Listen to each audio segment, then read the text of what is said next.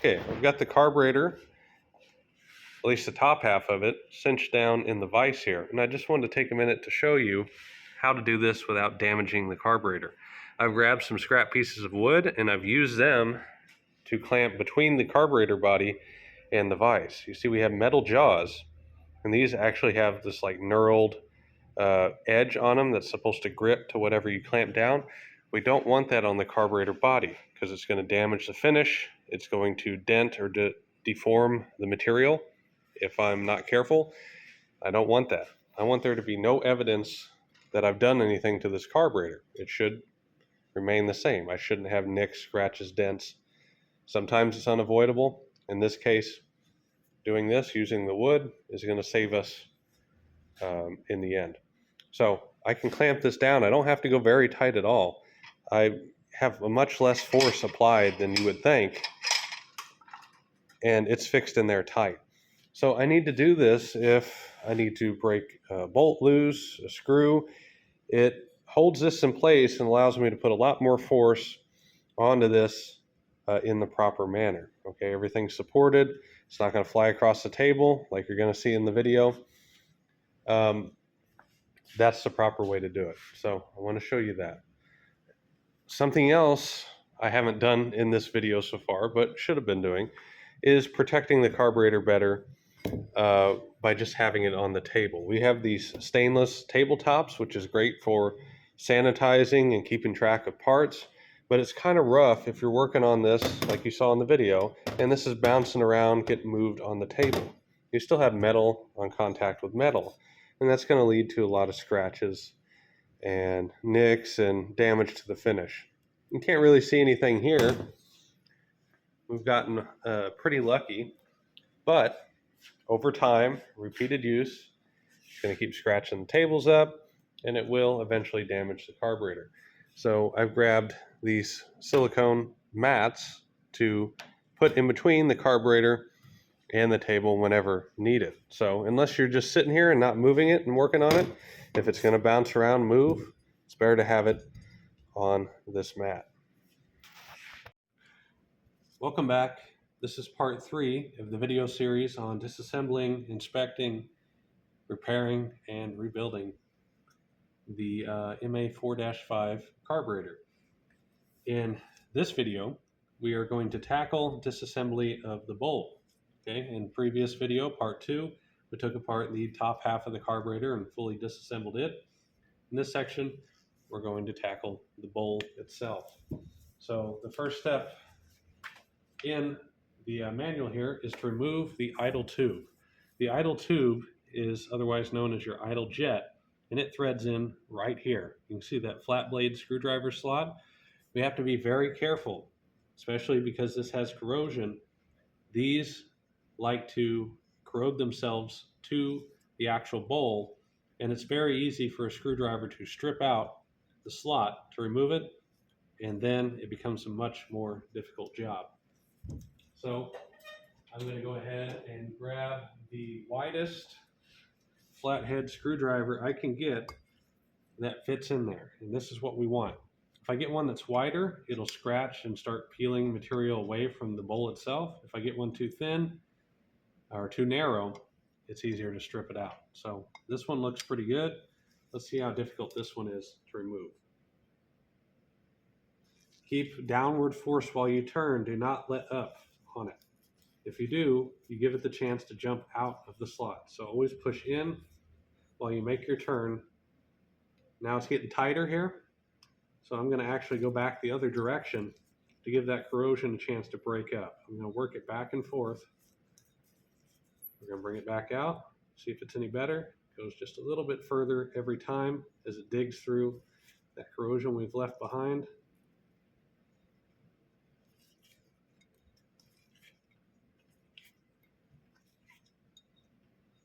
Okay, keep working it.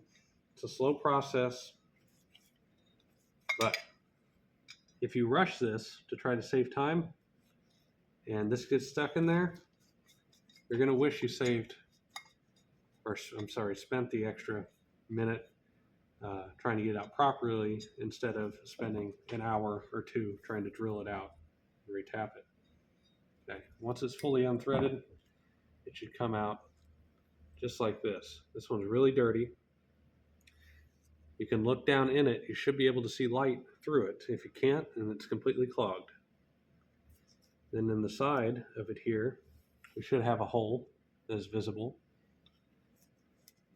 But we'll clean this up later. That's our idle tube.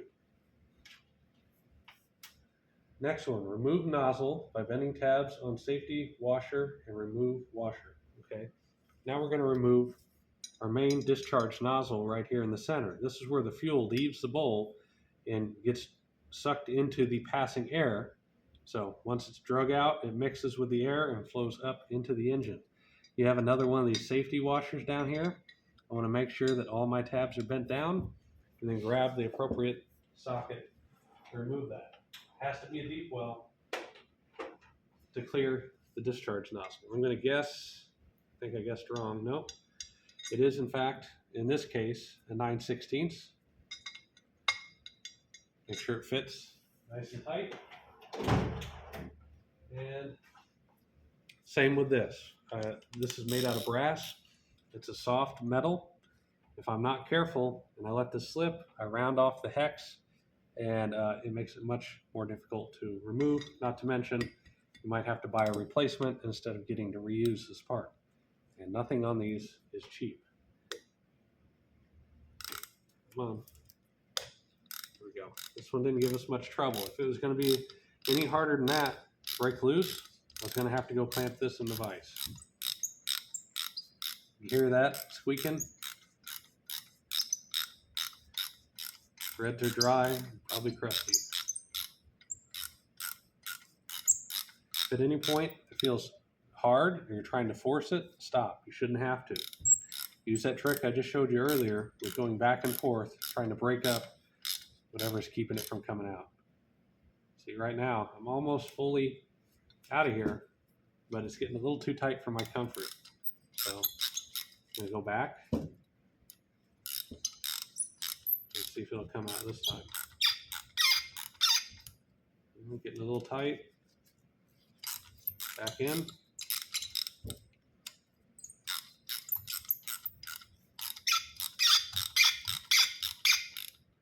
Let's pull our socket off here and see what we're dealing with. Looks like just a lot of corrosion down in there. Keep working it. Shouldn't push any harder than you can with one finger on this ratchet.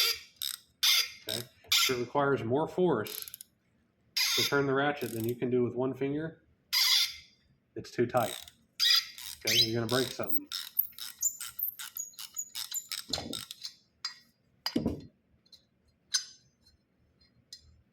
Okay. And there's the culprit. You see the threads here, all that white corrosion grabbed onto it, basically restricts around this, clamps on to the part. That's what makes it so difficult to get out. You got to be careful here, because like I said, if you use more than finger strength on this, then you can actually force this to come out, but you're going to tear off all the threads with it. Okay, basically, if it can't make it through the corrosion, you're just going to rip the threads off of the weaker of the two parts, which is this in this case. Okay. Also want to be careful on this discharge tube. There's this little seal that goes at the bottom of the tube. If it's not on here, look where it came out of with a flashlight. You're going to have to fish that out of there. Okay? We need to get the seal. In this case, it came out with the discharge nozzle, which it typically does, but just want to inform you of that. Okay, next step, remove lower nozzle gaskets. Okay, this is basically number 29 is talking about what I just said, and they make sure to note it in here because of how important it is. Lower nozzle gasket, that's the washer that may get stuck down in here, and it's telling you it can remain down in the base. Make sure it is removed. Number 30, remove drain plug, number 85, and channel plug, number 86. We're looking at our main bowl drain plug right here, and then our accelerator pump channel plug right here. This one, the channel plug, number 86, should come out easy enough with a flat blade, But this is another one that if it's tight and you keep trying to force it, you're going to round out the soft material, and then it's going to be stuck in there forever unless we drill it out and retap the hole, which is a big operation. Let's see if we get lucky here. In this case we do. Comes right out. Okay. Just a tiny screw. Number 85, to remove that, is a little bit more involved if it's been installed properly because it should be safety. Notice this is not a proper safety. You see how much gap we have in that safety wire? We want this to be up tight around the bolt. If this decided to come loose, it actually has quite a bit of rotation it could make before it gets tight. Either way, we're going to cut it off and we'll re-safety it when it goes back together.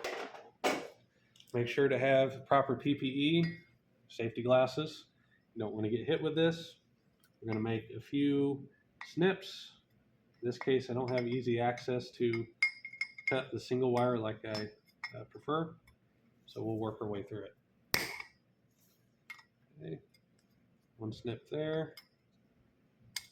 Let's fold this around where I can get a bite on that, and I should be able to take it out one piece. Down here. There we go. Whoops. Time for a new glove. Okay, we took a quick pause to protect ourselves and got new gloves on since I tore that one in the last clip, but our safety wire is removed. Now let's find the proper socket for that, which just so happens to be a 9/16 as well. Nice and easy. Okay, this one is too tight for me to break free right here, as it should be if it's properly torqued. So I'm going to go install this in the vise real quick. Okay, the bowl is lightly clamped in the vise, again using these scrap pieces of wood. I'm not putting any pressure on this, just enough to hold it in its position while I break this free.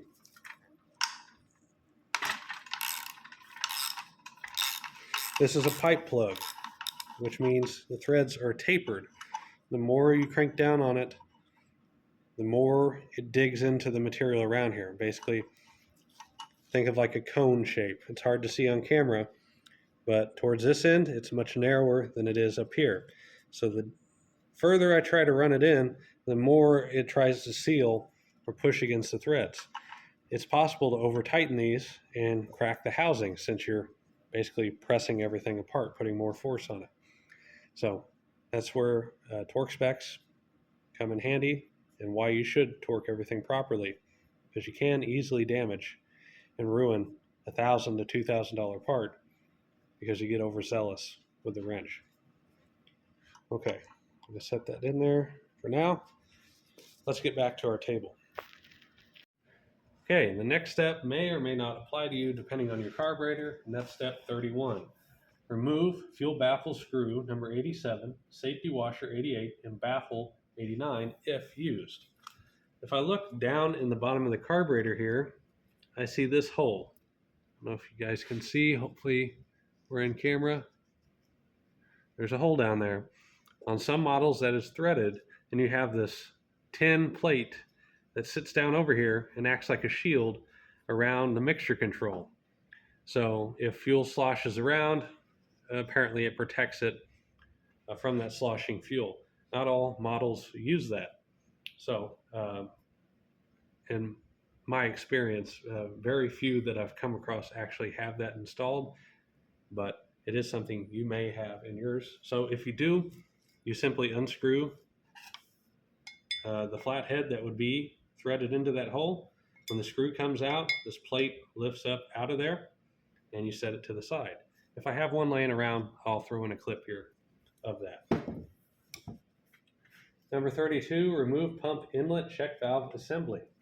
Now we're going to work on our accelerator pump. The accelerator pump has two check valves. I have an output check valve right here, and I have my input, which is threaded in at the bottom.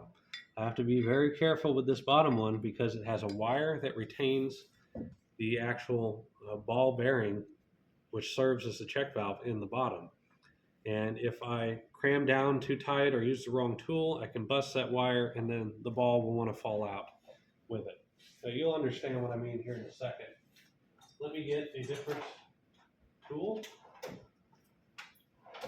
I'm going to use a wide flat blade and see if that is sufficient here. Again, I want it to fit this as wide as possible. It's starting to break free, but it's really corroded, so I don't want to force it and strip it out. I'm just going to work it back and forth.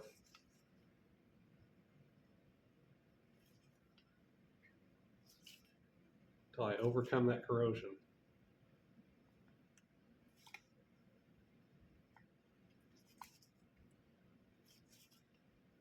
There, I think we got it now.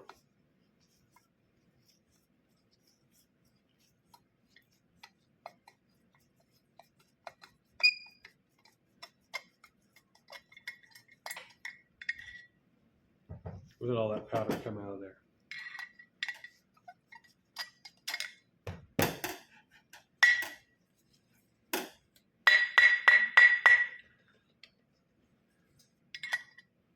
Does not want to give up the fight yet. Here we go. Here's what we got. So here is our check valve. It's just a piece of wire retaining a ball bearing in there. So essentially the way this works is off of gravity, but the pump comes up, creating a vacuum. It draws fuel in through here, lifting the ball so the fuel can go past it. But when the pump comes back down, the pressure forces the ball down into its seat, closing off the port so fuel can't go back the same way. So it's a one-way check valve, simply using a little weighted ball. Okay, that is our inlet check valve. That is out of the way. Remove pump discharge valve, retainer plug, spring, and if used, the valve. Now it's talking about the discharge side. Okay, we're going to remove that with just a standard flathead again. Now there's two different styles of valves that could be found underneath here, and that will depend on the model of carburetor, which style you have. Place the cap over there, and then it's maybe stuck in there. Let's give it a tap. There it goes. This style is just the weighted type. Okay, no spring associated with it. The other type, you will notice the difference once you see it in style, will have a spring that assists it in operating. This one just, again, uses gravity, drops down until the pump builds enough pressure to lift it, fuel escapes past, and shoots into the throat of the carburetor. Okay? Easy peasy. Okay, and then after that, number 34 talks about the helicoil inserts. If they need attention, then replace them.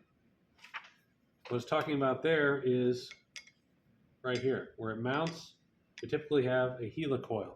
It's basically, in some cases, it's used to repair damaged threads. In other cases, to add strength. They just install it from the factory, but it's like a stainless steel, I believe it is. Like it's shaped like a diamond, the cross section is, but it's basically a hardened thread that you spin into the hole, and that's what takes the brunt of the abuse when you run a bolt in and out. If they are damaged or trying to fall out of these holes, I can install a new one, but as it mentions, they rarely need attention. So I'll take a look at these. I don't see any damage, any bad threads, anything that indicates they are coming loose.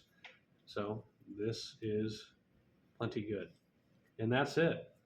Short and sweet. There's not much to the bowl itself when it comes to disassembly.